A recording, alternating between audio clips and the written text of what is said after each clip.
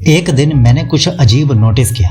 मैं बस कैजुअली खड़ा था, कोई वर्कआउट नहीं, कोई एक्शन नहीं, लेकिन लेग्स में एक अलग ही टाइटनेस फील हो रही थी, जैसे अंदर से स्ट्रेंथ होल्ड हो रही हो, स्टेबल, ग्राउंडेड, हैवी। और सबसे स्ट्रेंज क्या था, मैंने उस दिन कुछ एक्स्ट्रा नहीं किया था, ना जिम, ना रनिंग, ना हैवी ट्रेनिंग। बस पिछले कुछ दिनों से मैं रोज 20 से 30 स्क्वाट्स कर रहा था और एक चीज कंसिस्टेंटली फॉलो कर रहा था, ब्रह्मचर्य। अब यहाँ ट्विस्ट शुरू होता है। पहले क्या होता था, 20 स्क्वाट्स के बाद लेग्स बर्न होने लगती थी, बैलेंस थोड़ा लूज हो जाता था और माइंड बोलने लगता था बस काफी है। लेकिन अब स्क्वाट के बाद थकान कम, लेकिन स्ट्रेंथ ज्यादा फील हो रही थी, जैसे लेग्स सिर्फ काम नहीं कर रही, वो सपोर्ट दे रही हैं पूरी बॉडी को। और तभी एक थॉट आया, ये सिर्फ एक्सरसाइज का इफेक्ट नहीं लग रहा, कुछ और चेंज हो रहा है। क्योंकि यहाँ बात सिर्फ स्क्वाट्स की नहीं थी, बात थी स्टेबिलिटी की, ग्राउंडेड फीलिंग की और उस रॉ पावर की जो नॉर्मली फील ही नहीं होती। और तभी क्यूरियोसिटी शुरू हुई, क्या ब्रह्मचर्य सच में लोअर बॉडी स्ट्रेंथ को इन्फ्लुएंस करता है? क्या इसलिए कुछ लोग बिना बल्कि हुए भी पावरफुल लगते हैं,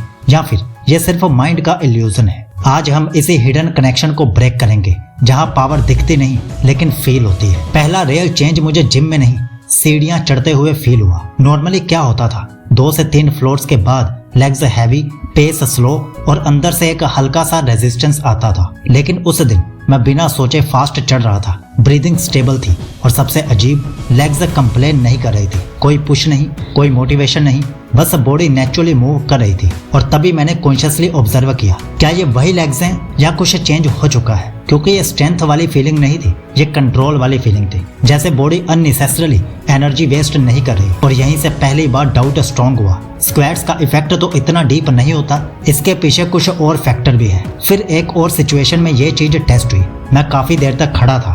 नॉर्मली ऐसे टाइम पर क्या होता है, हम वेट शिफ्ट करते रहते हैं एक लेग से दूसरी लेग पे, लेकिन इस बार मैं सेम पोजीशन में खड़ा था और बॉडी स्टेबल थी, बिना किसी एफर्ट के, ना रेस्टलेसनेस थी, ना अननेसेसरी मूवमेंट थी। और यही सबसे बड़ा रियलाइजेशन आया। पहले मैं ज्यादा देर तक खड़ा नहीं रह पाता था, मैं एडजस्ट करता रहता था, लेकिन अब बॉडी होल्ड कर रही थी खुद को। और यही वो डिफरेंस है जो लोग नोटिस नहीं करते। स्ट्रेंथ का मतलब मूवमेंट नहीं, होल्ड करना भी होता है। और शायद यहीं पर ब्रह्मचर्य क्वाइटली इफेक्ट दिखा रहा था। एनर्जी बाहर डिस्चार्ज नहीं हो रही थी, वो बेस में सेटल हो रही थी। धीरे धीरे एक पैटर्न क्लियर होने लगा।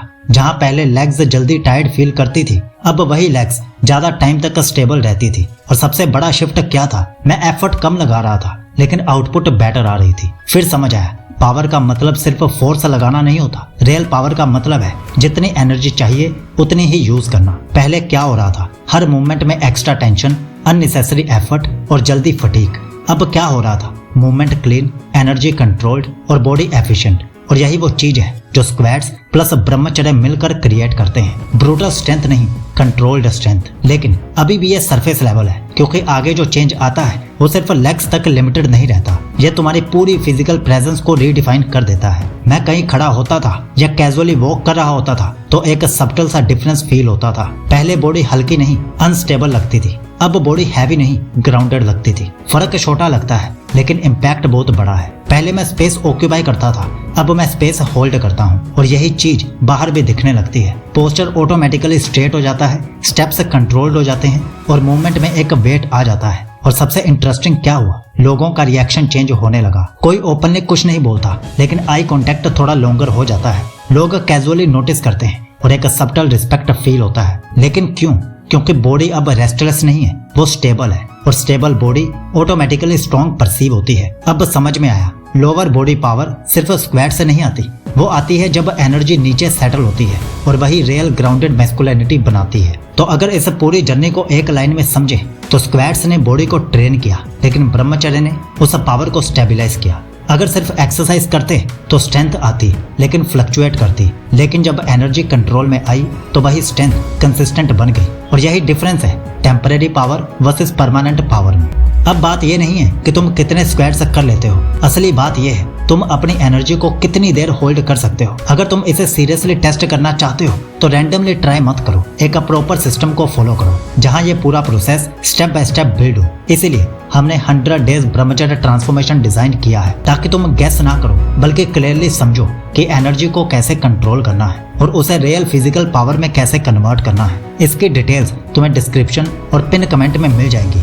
और हाँ, आजकल रोज रात 10 बजे एक नई ब्रह्मचर्य वीडियो आ रही है, तो सब्सक्राइब करके बेल आइकन जरूर दबा लो और रोज 5 मिनट खुद में जरूर इन्वेस्ट करो। आपका ब्रह्मचर्य शुभ हो।